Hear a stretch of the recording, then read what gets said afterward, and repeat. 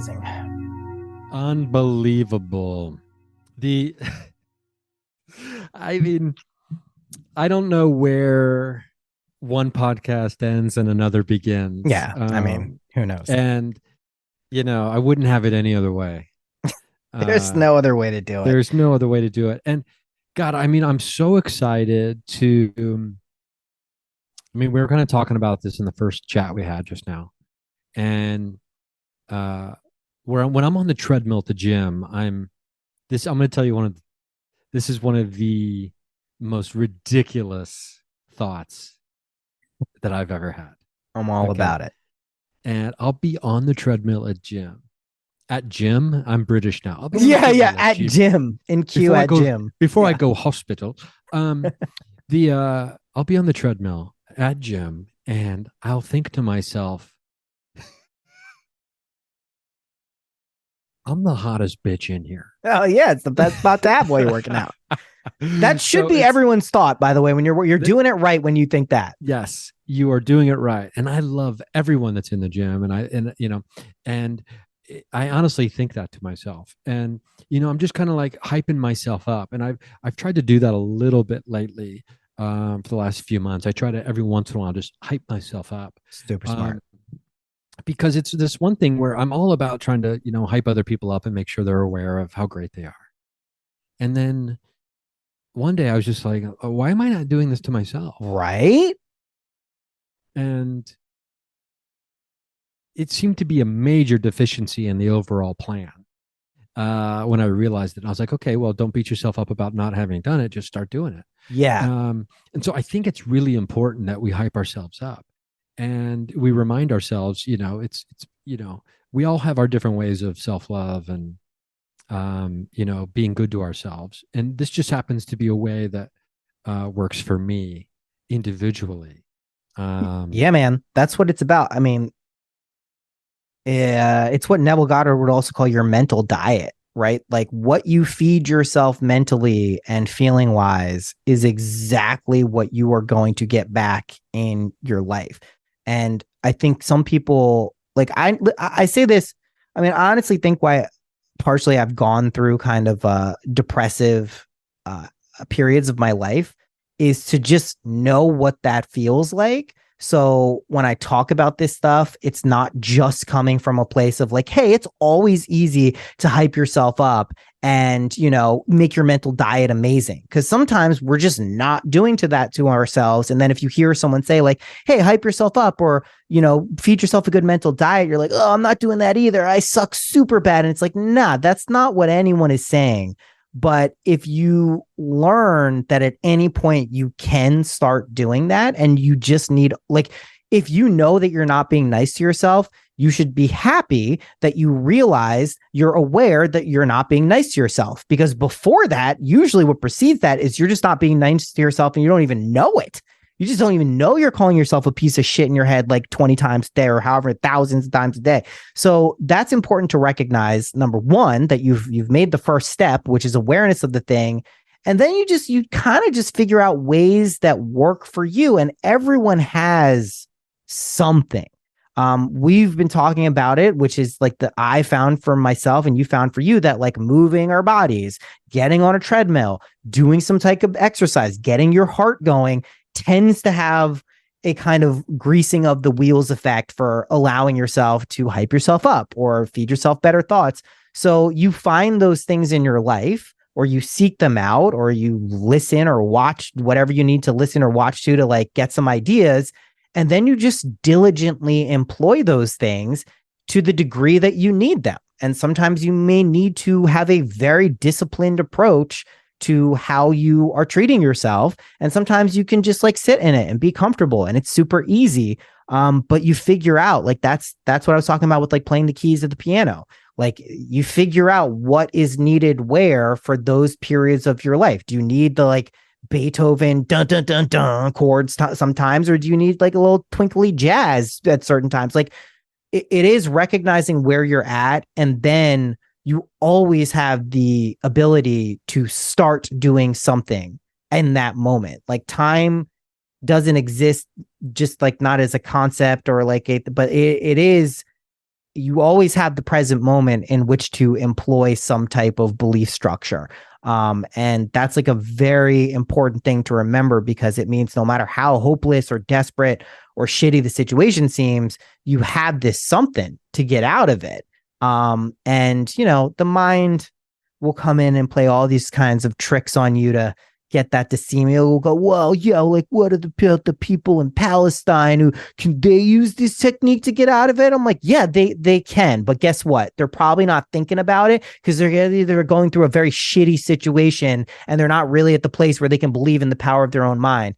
And it doesn't mean someone is like karmically placed in that situation. I do believe, I don't want this to seem like victim blaming in any sense, but that people get circumstances that particular soul truly wanted to experience, I believe, for the express purpose of learning something about their own divinity. And it may just be a complete survival experience. There could have been some soul that's like, I just want to be in a very desperate survival based situation because I need to work on some root chakra stuff. That's my underdeveloped aspect of my skill tree. So I need to get it there. And we can get very esoteric and it can seem like kind of disconnected from the suffering of the world. But I do believe that is what we are doing individually, all of us at any given point. And it would be weird if that didn't apply to everyone, if there was only just some subset of people whose lives were kind of some baseline, stable enough for them to like encounter and believe this stuff. And then I think that's why you see individuals in all walks of life. And there will be people who come out of war-torn areas right now who do transcend those situations. Despite the odds being completely against them, there are people who transcend those situations. And I think that's a liberating thing to remember. And I would assume if you're listening to this, you're probably not in a war-torn part of the world, but if you are, welcome. But this is something that can be at least toyed around with and employed, that belief structure. It requires, it doesn't cost any money. You don't have to buy the program, you don't have to buy the literature on how to do this. Yeah. Like it's a simple thing you can try. And I think what's important to remember as well is we're talking about, perspective, and we're talking about belief, and we're talking about action stemming from belief. And this isn't proselytizing. But what's interesting here is when you go back to whether we could call it the perennial philosophy, or we can go back as far as we want, and we can dig through any kind of esoteric knowledge or religious belief, and even the foundations of orthodox religions. What you have like, you have a couple common themes, right? And we talked about it in the last one, and I believe the first part of this chat's going to be on synchronicity, right? Yeah. So I implore you to listen to that. It's going to be out on Wednesday. This will be out on Thursday. So boom, Nice. boom. This Perfect. it's a great situation for everybody listening. It's been way too long since Noah and I have chatted, right? But there's a reason. There's a reason why this idea that Christ consciousness, right? You hear that phrase even. Yeah. Or consciousness is God, or our imagination creates our reality. These themes have been embedded in the most ancient of knowledge that has survived, first of all, Yeah. which I think is a very important aspect of this conversation. There's a reason why certain stories make it. And we're talking thousands of years, right? Imagine a story that we made up right now, just between the two of us, maybe about a squirrel who found a magical acorn. In that magical acorn, he had to bury it, but only in a place where every other squirrel in the world could remember, but he would forget. And he's like, well, why would I want to bury this magical acorn if I'm the only one who doesn't know where it's at to go find it later, right? Or some kind of weird parable, right? We could make up. Imagine 4,000 years from now. I know, someone's like the acorn, that squirrel story. Yeah, they'll find it in some digital relic and it'll be their whole religion. That's a nice thing to, let's imagine that. Yeah, that's like a fun thing to imagine. But I mean, as crazy as that sounds, the idea of that, right? Now take all the stories that we have from 4,000, 5,000 years ago that we know, and that we have begun to understand like the meaning. Because what is a story if not to convey some kind of meaning or some kind of message? The story is secondary. Totally. That's that to me. And like, that's when we're talking about like resonant frequencies of things. There's the words of scripture, there is the esoteric value of the meaning of those words, and then there is the actual vibratory frequency that is created when those things are conceived and put together. And even if the words change, even if the interpretations of those words are infinite, there is that frequency. And I think the people who wrote mystical texts ranging from the occult to even like I personally believe, I haven't studied Islam that much, but I know the Old Testament and aspect and a lot of the New Testament. If you look at them as psychological profiles, if you look at them as characters and states of mind that you go through as an individual, they make a hell of a lot more sense than like the literal meaning behind these stories. And I think that's where people who sometimes, because of the religions they've been brought up on, are kind of taught that these are actual historical figures who went through these things. People kind of reject and look at these things as completely silly or worthless, or like people misinterpret it or taking something.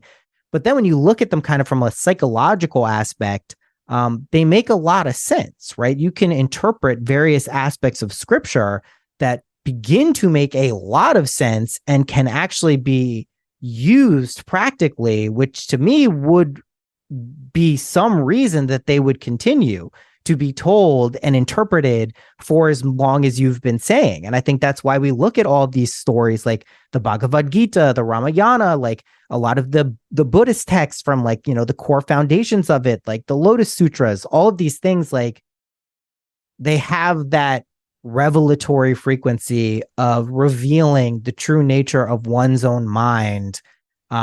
Which I mean, what else is your experience here other than your mind, your perspective, your sense of I am? That's the only thing you know truthfully actually exists. You are, I think I therefore I am is literally is that, you know, your I am is God. That's what it's basically saying. And it doesn't mean that has to be like, it sounds crazy and it sounds weird and it sounds like a lot to take on. But if you start looking at that, you are the creator of your experience of this world in a literal sense, then play around with it, then see what actually can happen, because then you can really start to align yourself with what you prefer and what you would like to experience. And people will say, well, doesn't that just kill the mystery of it? Or, you know, you'll get so hyper focused on these experiences you'll want to have. And it's like, yeah, I'll let you know when that happens. It's not really how it works. Sometimes people will imagine. I also just, you know, with all of this belief structure stuff, I mean, I say this as clearly as possible.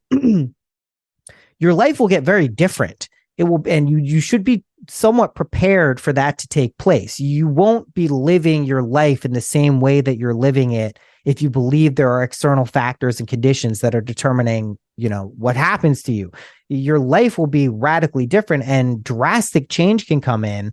And as I mentioned, you know, in I think our first conversation there is like, it can, difficult situations can also be wonderful pivot and opportunity points for growth. So the chances of you experiencing no difficulty after kind of employing whatever technique or belief structure you think, like that's probably not what you're here for. This is a world of kind of ups and downs. It doesn't mean the overall arc can't be going up. It just means like be prepared to use this and employ this for all situations in life. It doesn't mean you're going to have like precognition of every single thing that happens to you. That's really not how it works. Also, if that was a fear, a genuine fear from anyone, then build in some curiosity and surprise into your imaginal acts. Like, what are you doing? You don't have to make it be, you know exactly what's going on.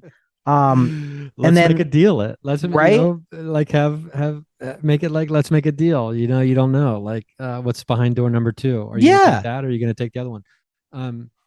It's interesting because, you know, when I just this phrase keeps maybe I'll this is what I'll call this episode, but the unraveling. Yeah. And when the unraveling is always to me, unless you're talking about a detective in a mystery, there seems to be a negative connotation when it comes to unraveling, right? Like, oh, my mind's coming unraveled. Yeah. Yeah. When in fact, this is what we're trying to do here. It sounds like, we're trying to become unraveled. Like, let's get unraveled here. And I love saying that word because it's starting to sound more and more strange the more I say it, the Yeah. unraveling and becoming unraveled. And I think part of the fear might be with this, like when you realize I think I am God, it's like, no, that doesn't mean you're to be worshipped by other people. No. Right. Like I think that connotation might be attached for some people. They're like, well, you're saying I'm God. It's like, oh, I don't want to handle that response. No, people aren't going to be building an altar to you. That's not what this is about, because they also happen to be. Exactly. You got a problem if you think you're God and no one else is. If that's where you're coming from, I guarantee your ego has gotten involved. Pump the brakes. You are going to hit a massive crash. Everyone, when you realize I am God, oh, and so is everyone else. And that collective experience of being a fractured off aspect of the divine, but nevertheless the divine embedded in your consciousness, creating this reality, then you start to realize that this place that we're in has a certain vibratory frequency. Like, also, like, I don't know if anyone else has found this weird, but like everyone kind of has like one of 5 problems on this planet. It's not like there's this crazy diverse situation of like, yeah, there might be, yours might work a little bit different, but like we're working through very similar themes on this planet, right? A lot of people are working with security issues, with how to be, loved, to deal with honesty, to deal with feeling at ease. Like there's not a ton of things that people are looking for other than like a base level feeling of well-being. That should tell you something, that like what we're doing here together, like we're using ourselves as reflections of God to work out what we can do to live the way we would like to live. But if you don't believe that and you constantly are reacting to the mirror world, you're just you're shadow boxing with yourself constantly. And it's just like, it gets uncomfortable. I personally believe, and I think this is why it's playing out in my reality, that more and more people seem to be somewhat vaguely at least aware that might be at play, that it's not this solid, cohesive, binary, outside is doing stuff, that is my life, I work within that system and parameter, how do I do that? Like, that's not really what's going on here. And I think that's a good thing. I think that's one of the positives that comes out of, digital communication and the ability to have access to information and frequencies instantly, essentially. I mean, that's wild. We take that completely for granted. Even those of us who grew up in a world without it and can remember it, we completely take it for granted that we can think of something, go on Amazon or wherever, click a button, and it shows up at our physical location in a matter of days. If you would have said this to anyone, 100 years ago or before, they would have been like, you're a witch. Show me your magical power. That's never going to happen. I'll bet you any amount of money you can't do that. And now we're just doing it every day, in so many different ways. We take it for granted, but like we are ramping up the ability to summon forth aspects of physical reality to our immediate presence. My suggestion essentially is that you can do that for all aspects of your life, and even more than having things show up in your life, like, how about a sense of ease and joy and love, not being your permanent state. I don't think that's what we're doing here, but allowing that to be a predominant state, allowing it to be a state that you feel more often than not, the state that feels like your natural way of being, that's totally like worthy of imagining. And I think that's where this stuff tends to get more powerful. But when you get below the surface. Yeah, because you inevitably will. You're going to burn through your desires, right? You're going to burn, if it works, you're going to burn through a lot of desires. And I have played the game where I really thought I wanted something. I got that exact fucking thing. And then I'm like, oh shit, that ain't it. That wasn't the thing. Whoops. Whoops. Yeah, and careful what you imagine for, For sure. because you're just gonna get it. And what's fascinating here too is the world collectively, I think, and I think you and we talked about this a little bit, and I think you agree. And we're transitioning, we're changing collectively, and through the connectivity of digital communication, and I think also the understanding of, you know you said mass mind earlier, Yeah, and yeah. I'm a big proponent of global consciousness and universal consciousness, galactic consciousness for that matter, right? And um, the more we come to realize that, the connectivity between all things and all of us, and we've been hell bent on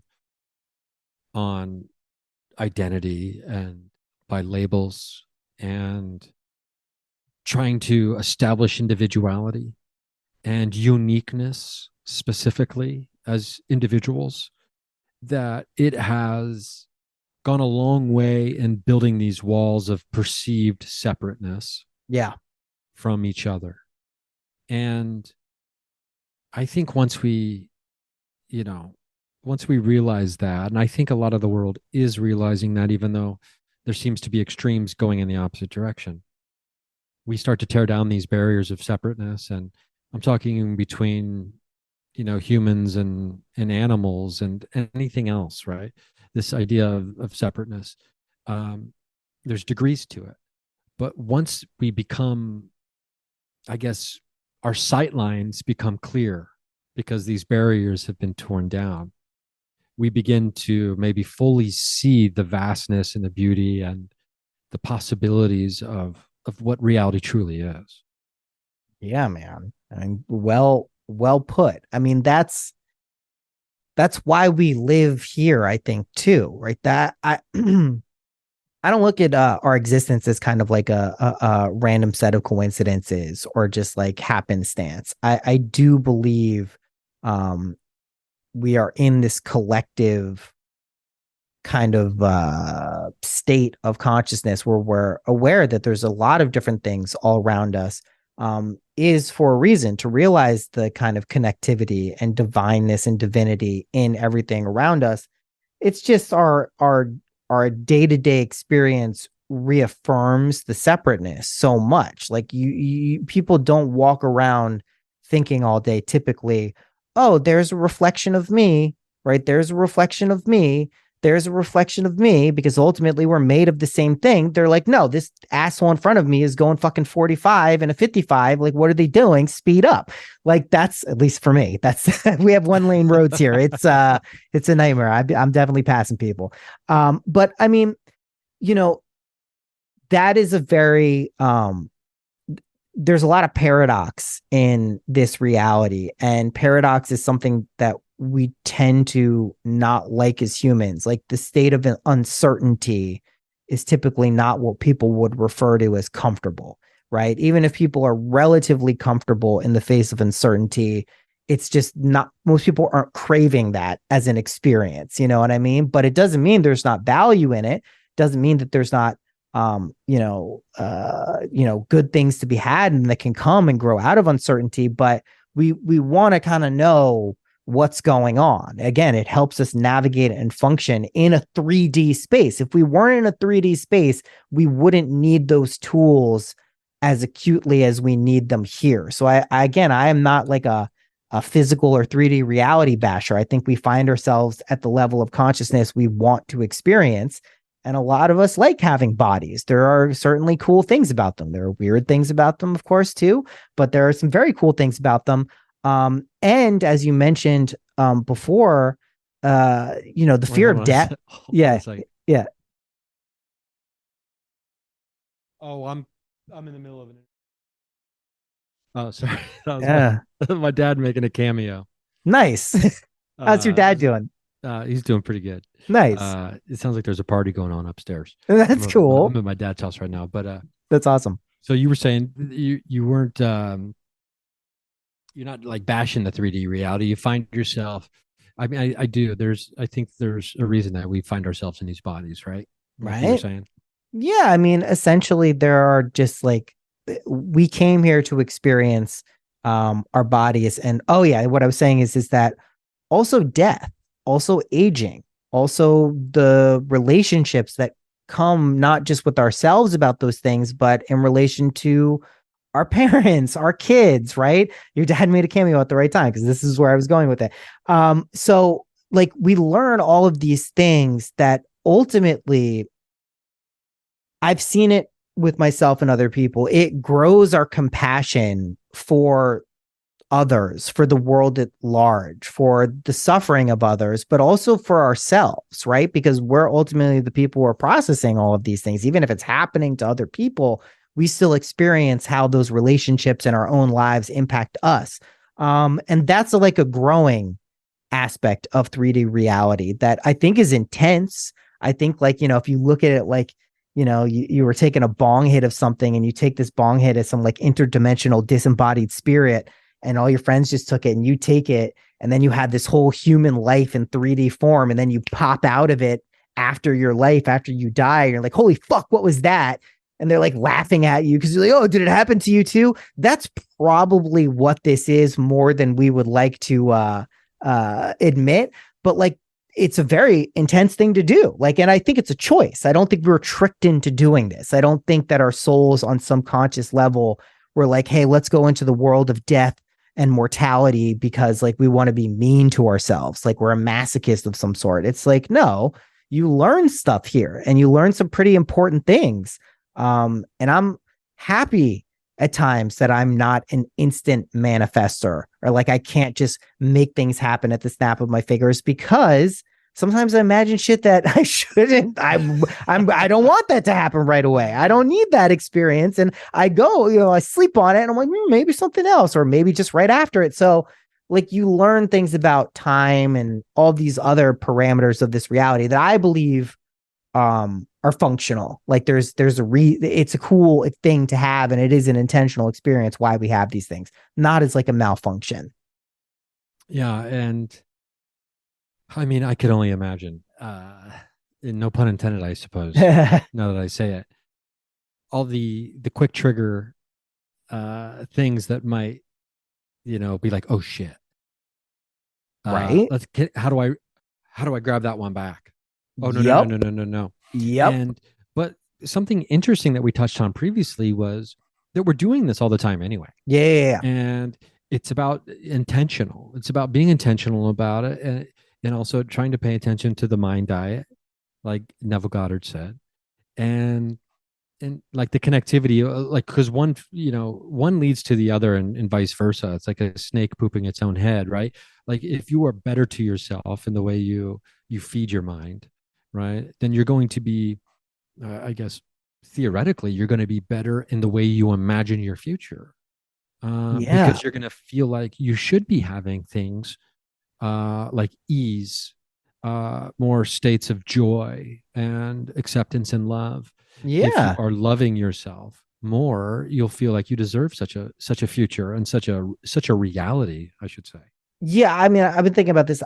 I think I'm gonna do an episode coming up where I talk about just like how to be nice to yourself because I think people don't really talk about that. It's something that I don't think a lot of people think about, but like some people also just don't really know how to do, whether that's based off trauma or just learned behavior or just like, not having an emotional filter or guarding yourself properly. Cause like, you can pick up energy from, and you're like a really broad scale, like radio trans. You can pick up frequencies from all over the place. And if you're not aware, I mean, this from being a paranormal guy, like, listen, there's lots of energies out there. Some are malevolent at times and like they can be like spooky, scary and not necessarily have your best interest at heart. But if you recognize like you got a filter, you got some self-protective, like, ability to navigate, you have just a lot of flexibility then in terms of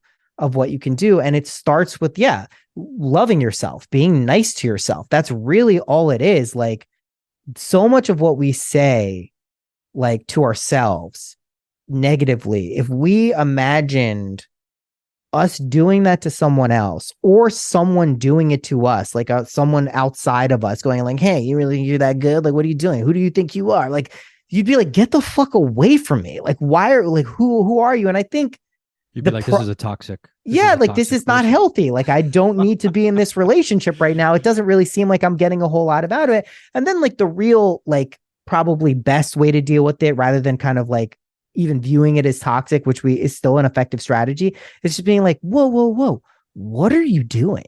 Like, what is going on with you right now that you think this is like what you should be saying? Like what's actually going on here? Take a step back and let's try to process, because I understand you're going through something, right? And that would be the proper response. If someone who was in your life, who you loved or was, were in a relationship with in some way, just all of a sudden started acting like a malicious asshole, you'd be like, what's going on? Like Yeah. what's really going on here if you cared about the person? So, I mean, that's probably the best way. 100%. Yeah. I'm going to share with you something I do. I love this idea for an episode. How to Yeah. be nice to yourself. Right. This is something I recently started doing. And this is, I mean, part of it's like I know I'm getting older and I think I'm just becoming wiser. So like I've incorporated a moisturizing routine into my life from my skin. But something I've started doing now, and I think a lot of it has to do with going to the gym and too, and being aware of my body, Yeah. being more cognizant of it, is I've been thanking my feet. Nice moves. I thank my feet for doing such a good job and carrying me through this life for all these years. And they've done a really good job right so far. My legs, I thank my butt, I thank my back, I thank my shoulders, I thank my arms. It's like I'm like actively saying out loud, thank you to these, these components of my physical being. Yeah, man.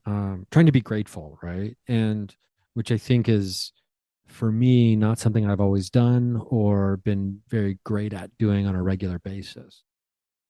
And I don't think most people are. We're never taught to do it. The best you're going to get is maybe like, parents or family or, intimate partner who's going to like say those things to you. But like, no one's like teaching people to thank their body, right? To thank their mind, for thank themselves, to thank themselves, or just be like, no one's teaching people these skills because they're not taught. It's not really something that you teach, maybe because people feel like, it's imposition on some level to let people know. But I mean, like, I don't know, like the a well-adjusted person, whatever that means, and good luck trying to figure out who those people are exactly these days. But those types of people probably, think pretty highly of themselves. They probably like are very kind of content or, happy more often than not with themselves. I can tell you when I feel that I'm doing my best, right? Whatever that means. When I'm like really in my element, I have a relatively high opinion of myself, not at the expense of other people. I'm not thinking I'm better than you, but I do believe in myself to a degree that allows me to kind of, I think, continue to generate, a creative state that feels authentic to me. So I also recognize self-love quotient. You have a high self-love quotient. And I do really think when people get in touch with who they actually are, that is the natural state. That is closer to our natural state. I also, again, have seen this with the benefit of children. Your natural state is not to be scared, frightened, beaten down, worried, confused. Can those states happen? Absolutely. But your natural state is to be curious, playful, engaged. Like this doesn't mean all the time, but like that's, I think, safe, comfortable. Like those are states that I think people naturally gravitate towards and want to feel, even if they're not feeling them, because that's where they naturally will rest. That's where their kind of vibration ultimately wants to kind of go. It wants to go to the hole, right? So I think people get so out of resonance. And when I say people, I mean myself, of course, like not all people out there, myself too.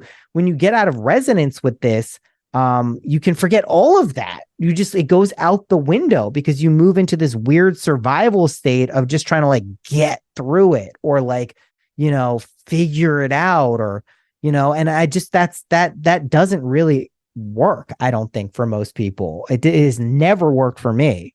I've never like really tried super hard to get myself out of a situation. I've put in effort. I've put in, real, genuine, authentic, intention to move things, but never from like, I got to get it done or like that doesn't work for me. So I don't think for most people it's the best if I can route just either. get through these next 4 weeks, Yeah. then I can take a breather. And then I can get through those next 9 weeks after that. No, that to me is every time I thought like that, I'm depressed. Just to be clear. yeah. Every time I felt like that, when I look back, I was depressed. Truthfully, you're not present. You're incapable of being present. I learned that about my life is I didn't even know it, but I just was not there. I was not where I was. It was always somewhere else in the future, in the past, not in the moment. It's super fucking, woo cliche to say, but I didn't understand the magnitude of what just like stepping outside of yourself for a second, re-engaging with the present moment. See how you feel then. Take 5 deep breaths. See how you feel. See what, is actually going on. That was a big eye opener for me because I had to come to terms with I I was just so not present in my own life, even when amazing things were happening. It was fleeting. It's no way to live for me. There's no way to live. And I urge and implore everyone to listen to the episode we recorded before this because we touched on this in a little more detail, but we were talking about, Noah and I had a similar kind of timelines on, suffering from depression in the last couple of years. Yeah. And, for me, it ties in directly to what you were just saying about not being in the moment, being in the past or being in the present or being in the future. And, like to me, I have regrets and things like that about my life just in general, as any person does. I can find myself getting angry about, a couple different things that I feel like depression stole from me. Yeah, sure. And took from me. But, and then it's like, okay, well, what reflection of self and all that kind of stuff is it if you dig deep? And when I look back into that time, it's difficult because I don't feel like I was recognizable to myself. Right. Yeah. Yeah. And I don't remember ever being in the moment. I do remember thinking I was in the moment, and that moment was shit. Yeah, of course. That's what you're aware of. But in reality, that moment was not shit. It was not shit at all, necessarily. It's your perspective of it, yes. I guarantee was, though. Like, that's what we... 100%. Yeah. But that's because it was informed completely by, worry about the future. Yep. Worry about money. Yep. And regret about things I should have maybe done differently in the past. So my present was composite of those things, not exactly. And also there was other factors at play, like my health and obviously depression, it feeds off of that shit. Yeah. But it's important to, because we talk about how like, why do we forget that just moving our physical body is so good for us? But in those moments, it's like, no, I'm not going to a gym right now. Of course not. No, it takes months of working up just the idea that could be something good to do. And you have to allow that too. Like, that's one of those weird things with depression. Like, you can't fight it off. Like, there's like, and also like you asked the question, I also asked myself this question, like, why do we forget that like moving our bodies feels good? Well, maybe because if we always moved our bodies, we wouldn't know how important it is to move our bodies, because that would just be what we're doing. So when you forget it sometimes and then you rediscover, oh my God, there's this thing that I can do. You then not only have this knowledge that that's something you can do, but like you have the experience to know when to employ it if you find yourself in a state where maybe you forget that it feels so good. And it gets a little bit easier to kind of like recognize when you're not being present, when you're in a state of depression or when you're in a state of acute anxiety. Like, is this a state you would like to stay in? That's an honest question that everyone has to ask themselves. And sometimes the answer is yes. And you have to be okay with that being the answer. Most of the time, it's probably no. And like, no, I would not like to feel depressed. I would not like to be in fear. I would not like to feel anxious or guilt or shame. Then you can start to figure out, like, how would you like to feel? And then start trying to, again, use whatever piano keys you have found to get yourself out of that situation in a way that feels authentic and okay to you. But the negative experiences, this is where it gets kind of tricky. And I'm trying to get finer tuned on how I go through negative experiences. Is even those look like critical stepping stones for getting you to a path of realization and wisdom. So they, in a weird way, also become things you can be grateful for and be appreciative for, even at the time they felt miserable and you were suffering and it didn't feel good. You do at some point recognize that it is a transient state. You're unlikely, you can stay depressed forever. I'm not suggesting that that can't be an option for people, but if you don't want to stay depressed forever, you can even look back on those points and be like, wow, like I learned a lot about life, about myself, about states of consciousness, about how difficult depression is, about what other people who experience depression are going through, which maybe I didn't appreciate in the same way. It was a different type of depression. So like, there's all of this stuff like becomes kind of useful at some point, right? And knowing that and allowing that allows you to experience more gratitude and patience with yourself when you're going through difficult or challenging times. And the trick there is that allows you to start feeling a different way. That's like honoring the depression, honoring the sadness, honoring the feelings, because like a lot of people, especially men, I think in a lot of ways, suppress emotion. Like we just naturally suppress emotion. Even the most emotional among us suppress emotion. And when you do that, it builds up somewhere and needs to be expressed. And it's usually not in a pretty way. It turns into weird anger issues or shadows or depressions or whatever. And it's not there's something wrong with that. It's just the emotion had to be played out and expressed in some way. So if you don't give it its space to actually feel the thing, it's gonna pop out at some other, usually an inopportune time, I found. So, you gotta just let yourself feel feelings, but also try to be as wise as possible about your direction of those feelings and like what are your goals? Like what would your dream life look like? Who would you be as the perfect version of you? And can you genuinely believe that you are that person now? And if you can act from that space with absolutely no evidence on the outside world that it is true, you can imagine yourself a billionaire if you wanted to. Most people don't want to imagine that, trust me. But like, if you wanted to, how would you really genuinely feel if you were a billionaire? I can guarantee when a bill comes in, you wouldn't be like, oh no, how am I going to pay this? And that's how you modulate with these very sticky situations like poverty, like lack abundance, health issues, like all these things that seem so taboo where you shouldn't be able to affect things. That's when you get to start to like play around with constructing a reality you want. And then, like I said, those negative experiences, like you just have to honor them. You have to allow them to be what they are. Those are states of consciousness as well. They exist. They do not exist. If you deny them their existence, they will come flooding to you because you're putting out like an attractive magnetic force for those experiences to come to you. And then, you got some work cut out for you usually, but I still think that work reveals a very powerful, inner divinity that I think people inevitably encounter at some point in their lives, right? Well, that's an optimistic outlook, and I'm here for it. Yeah. And I think, ultimately, optimism is, it's the bread and the butter of love and of hope. And I want to talk about once you get it, right? Yeah, you Um, don't.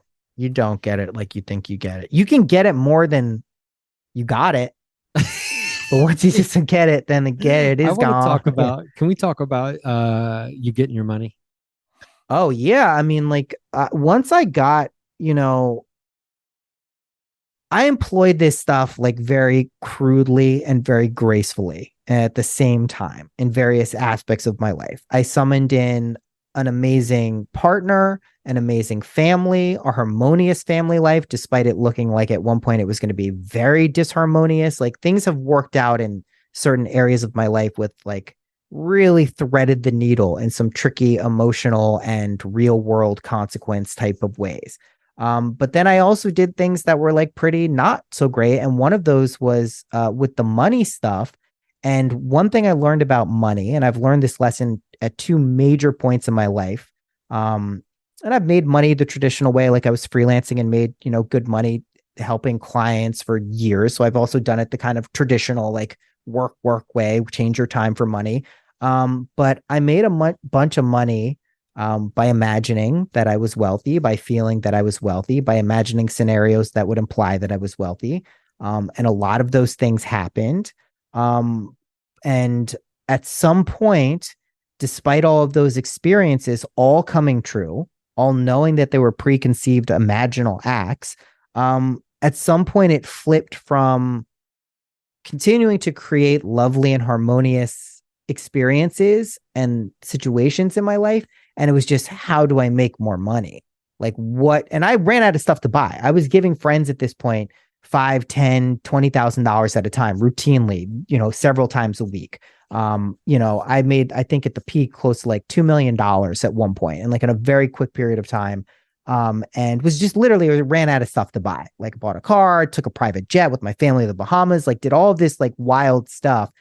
But it stopped becoming about like some benevolent source of joy and just became about making more money. And it wasn't even like this was like my sole focus. It just became a routine. It became like a routine of this is where I was putting my energy to the exclusion of everything else. Stopped doing the podcast, stopped making music, stopped exercising, stopped, you know, appreciating times with my family as much. Like all these just basic things that had always been like an important part of my life completely fell by the wayside because I got seduced by the idea that more money would buy me more time and more space to do the things I wanted to do. And it's like, what are you doing? You don't need any money to do any of the things that you wanted to do. I had so much more than I had ever had that, like, even in times where like I'm grinding it out, I'm in debt and it's hard, I still have time to do the shit I want to do. So it's like, I had been telling myself this weird riddle. And I think when you get into this point, what tends to happen is you lose the money, right? It goes away because you're not using it wisely. You're not creating a healthy relationship with it. And that's not the only way to make money. I mean, I don't want to make it seem if you have a blind, energetic pursuit of money, you can make shitloads of money. It doesn't mean you're going to be happy though. And so at a certain point, I just realized like I wasn't happy. I was depressed. And then the money started to go away. And then that was replaced by a much easier problem for me at the time, which was, oh, you don't have money now. Now you can focus on making money again. And I was like, fuck that. Like, I'm not playing this game again. I'm not going to be a slave to this concept of struggle and lack and abundance. I've broken through it at various points in my life. I understand that it's illusory, and I understand that what I need to focus on is what makes me feel alive. Do the shit that I'm actually excited about. Do the things that make me feel like this is what I'm supposed to be doing, and be open to the fact that that can change at any given time. And so then I just started like doing those things slowly but surely and getting back in the flow of things. And that's how I pulled myself. But that whole process I described was like 2 years. Like, I mean, probably from start to finish of like getting completely out of resonance and falling asleep, and also like not doing any of the imaginal acts. Like once I had the money, that became my God in a sense. That was the external factor that determined my security, well-being, health, relationships, like all these things. That was my God. And that's why I tell people and remind myself this as much as possible. As soon as you give any external factor money, government, medical, whatever it is, that's your God. That runs your life now. You've given away your power to this thing that will now tell you what's going on. And that's just not a fulfilling life for most people. And so, it took some time to forgive myself for going through that process and forgetting to do the things that were important to me, for being kind to myself by being kind to people, I love. Not that I was like a monster or anything, but like I do think there is an energetic burden that's placed on loved ones when you're not at like a solid energetic place. It concerns people. It can, make people, worried, not in like a serious sense, but just like, like I wish this person was happier. They seem to be happier. And it's like, what, I'm gonna do all the things I did before to establish a baseline level of security and, responsibility for my family and myself. Like I'm gonna do those things. That's a given. But let me now focus on stuff that actually is important to me. Let me start getting back to those things, connecting with people, podcasts like this, making music, exercising, or at least getting movement. Not treating my body like a garbage can where everything goes in, although that can be fun too. I don't want to like admonish anyone for doing that either, but just like do this stuff with a little more loving awareness and integrity, for myself. And you'd be amazed how quickly things can go from like absolutely dire, depressed, despondent. It's not instant, but the decision and the effort do come in an instant. That thought that I am going to get back on the treadmill, or I am going to start paying attention to what I'm thinking, or I am going to start employing the imaginal techniques or whatever techniques I have, or meditation or yoga or whatever it is. Those thoughts come in an instant, which show you that like the seed of all change is instantaneous. It may take a certain period of time to play out in your reality. Just like exercising, it's going to take you time to see physical changes in your body, but it doesn't mean that like the seed hasn't been planted and therefore will show its results. And I personally believe I went through all of these, and it wasn't just money. I mean, there was health stuff. There's a lot of shit. And I just, decided that like I'm going to take a little more accountability for what I'm feeling and thinking and not let external circumstances get a control or hold over my life. I feel it's like a maturation process. I think it's cliche that it happened when I was like 40 into my 40s. Like it's like classic midlife shit. And it's like, dude, like, come on, like be a little more Welcome to the original, club, my right? It's like, friend. well, it's like, yeah, we gotta get a little more original, right? Like, I Yeah, mean, right. come I on, wish I wish it wasn't so trite. so trite, Myself on my own right? end. Right? The Well, I appreciate you sharing that personal Yeah, of stuff course, of course. because it is, it I think it's good for people to hear that, there's, as with all things, the reality of this is, it's much more complex, but yet also much more simple, in different ways than it sounds, and or than it might appear at first. And I mean, I just get all jazzed up when we talk, and Yeah, man. it's one of my favorite things. And this idea too that, from the outside looking in, when it comes, I mean, because I've always been, not always been, but I've had different periods of my life where I've been, better off financially Yeah. than than other times. And it's, you make a decision in your mind. I love this talk about the instantaneous change when the seed of thought, when the idea has been planted. Because I do feel that. I mean, because I'm an all in kind of guy, right? Yeah. So that's just the way I've kind of lived my life. And um, it's, you know, conformity be damned. I will continue to live this way and to pursue the things that I'm passionate about. And I love that you have rediscovered and were aware of what Joseph Campbell would call joy stations, right? Um, and you, how you kind of drifted away from the joy stations, and then you realize you got to get back to them. Yeah. And but what I love even more than that is that you said, and be open to the idea that they may change. these things that you love and that you want to pursue, and that you're passionate about. um, the elasticity uh, that we spoke about previously. It's Oh man, I mean, I was talking to someone the other day about this. I'm like, I just don't know what I would do if I couldn't pursue the things I love. And Yeah. I know myself well enough now to where I know I have to have multiple creative projects happening Yeah. simultaneously for me to truly feel alive. I'm curious when it comes to the recalibration for you, right? Is it as simple as just going back to the basics and the fundamentals? Yeah, I mean, it's both as simple and not as simple, right? And it really just depends where you've been at. Like also like the repetition of the story you've been telling yourself in your head, although it can be transcended in an instant, it's like a neural pathway. The more you've thought on that track, the more ingrained that groove is going to be. And it's going to be like that much more potentially difficult to change that groove. It's like erosion over time. It forms a deeper groove and pattern of thought. And so much of this has to do with not just our thoughts, but our feelings, or like our actual impressions of what's going on and how we feel about it is kind of the mechanism.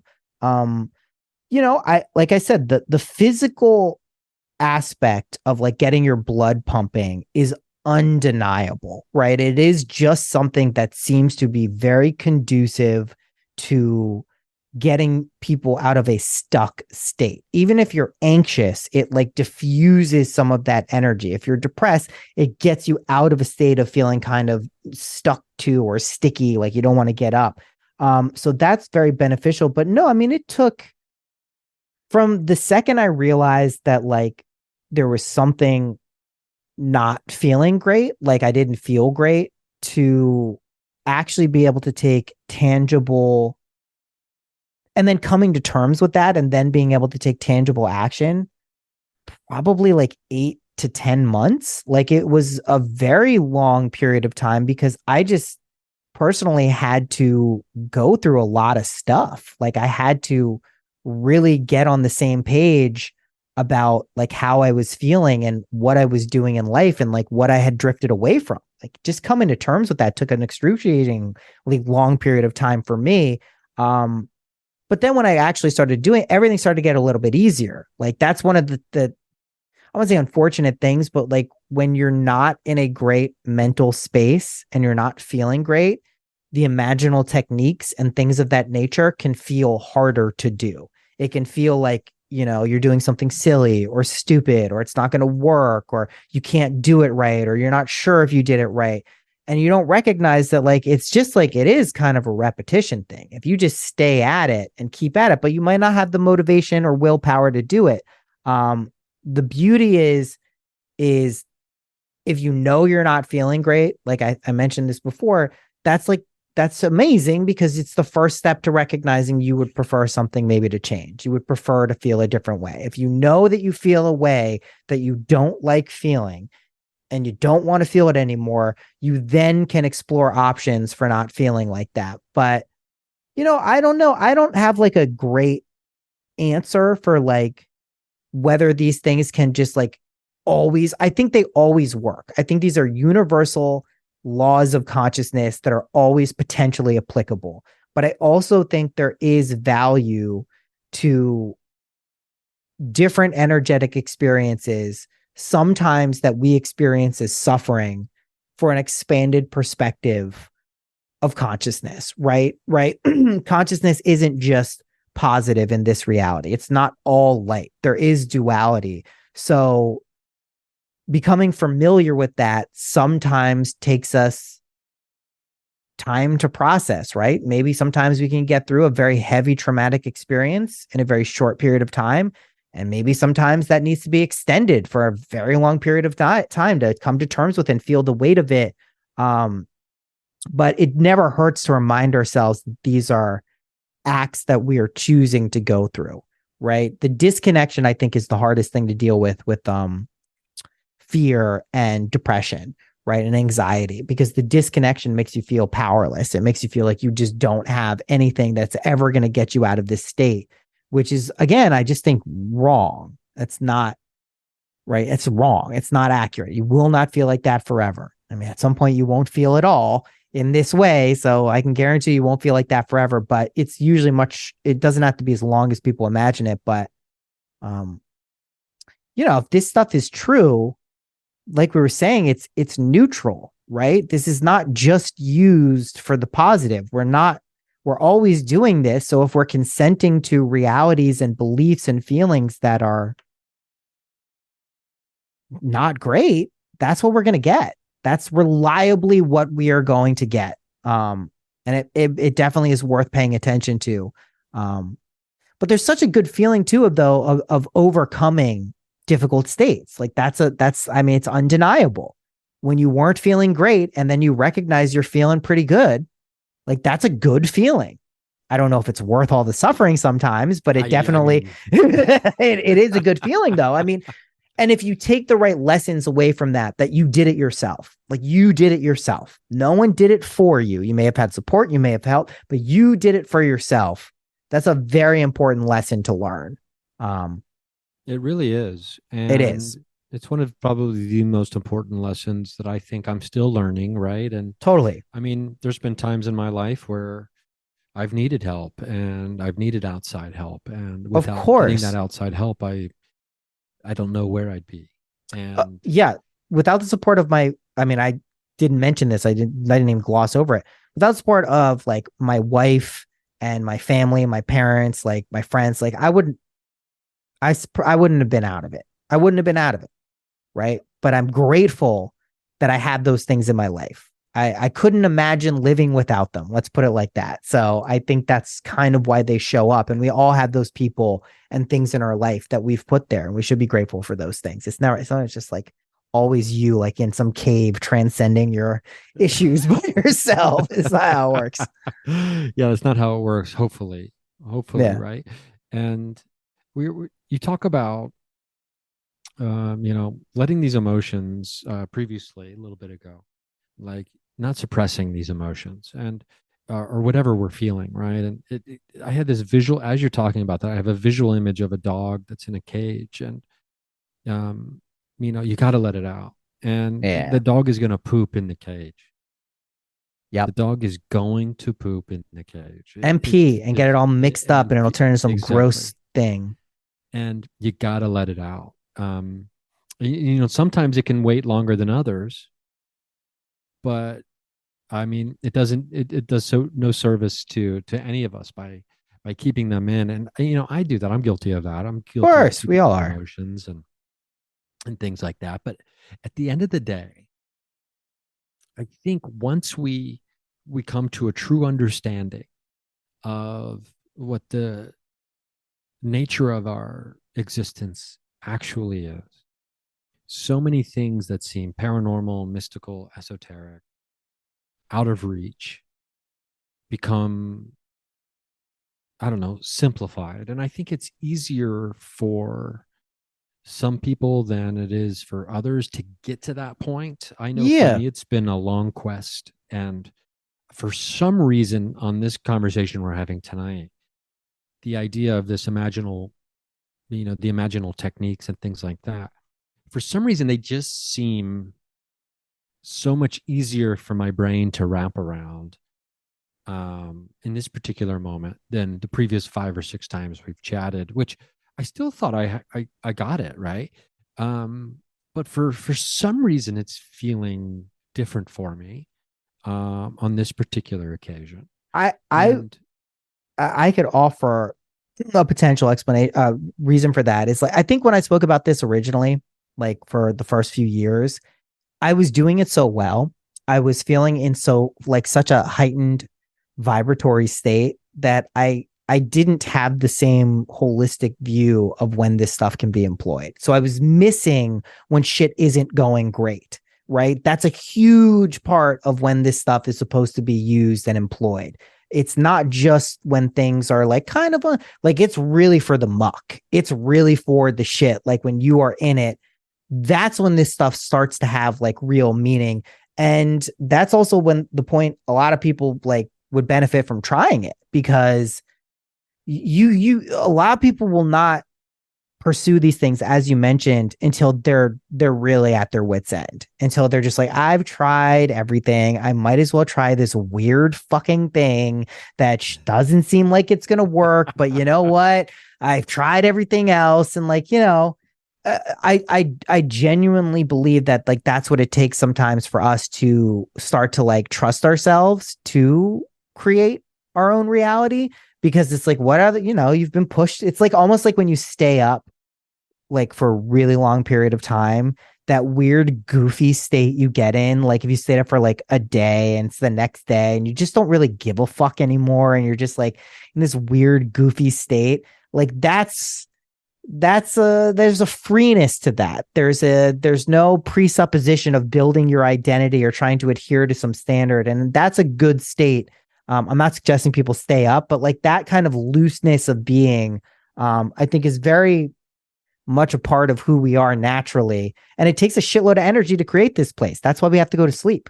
Honestly, that's also like, I don't know if you've noticed this, but when you're ever hyper creative, not necessarily manic, but like very creative, you actually need less sleep. You're so engaged with the thing that you're doing that to create it is so effortless. And there's so much ease and joy that comes from it that you actually don't need as much sleep and you're totally functional, because you just start interested.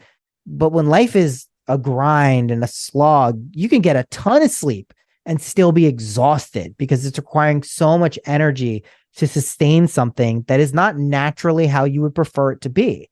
Right. And that's when we get all this weird shit in the world popping up, like wars and things, because rather than acknowledge that, people will fucking fight wars. Right. And I get it. I mean, like, if you really care that much, go fight a fucking war, I guess.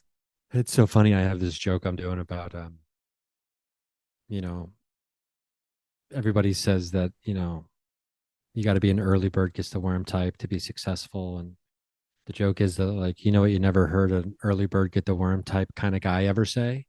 I think I should be allowed to own people. It's always the, the real go-getters who are the psychopaths who have run the world. And it's like so naps funny. Over nukes. You know what I mean? Like, that's so funny.